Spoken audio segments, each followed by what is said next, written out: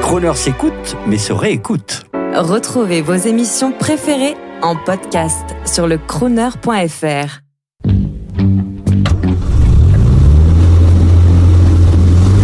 Prestige, automobile et collection. 14h-18h chaque samedi, roulez élégance avec Crooner. Bonjour, Olivier Sylvain, je travaille pour la société Motul, pour Gentleman Drivers. Alors je vais vous parler de ma voiture, c'est une Porsche 911 Super Carrera de 1983. Je l'ai achetée il y a 2 ans, elle était stockée à Paris dans un garage, place d'Italie. Je l'ai récupérée en la tractant avec une autre auto, puisqu'elle ne roulait pas.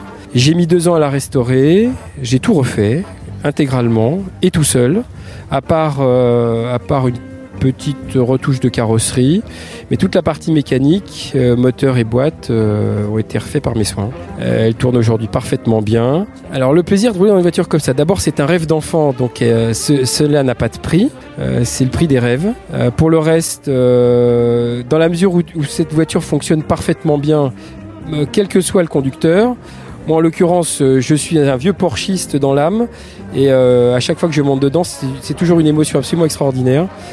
C'est puissant, ça ne tient pas très bien la route, en particulier quand il pleut. Il n'y a pas d'ABS, il n'y a pas de SP, il n'y a aucune assistance. Et c'est probablement ce qui en fait le charme, et en particulier par rapport aux voitures modernes. Aux Porsche en particulier, j'ai essayé beaucoup de Porsche 911 de toute génération. Et ce qu'on retrouve dans cette génération d'auto, c'est justement le fait qu'il n'y ait aucune assistance.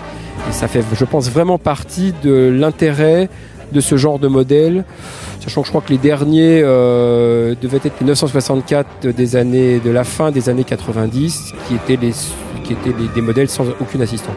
Les 993 commençaient à avoir des ABS, je crois. Voilà, mais elle est en bon état, elle est extrêmement saine, et je prends toujours un plaisir infini à la prendre à chaque fois que je le peux.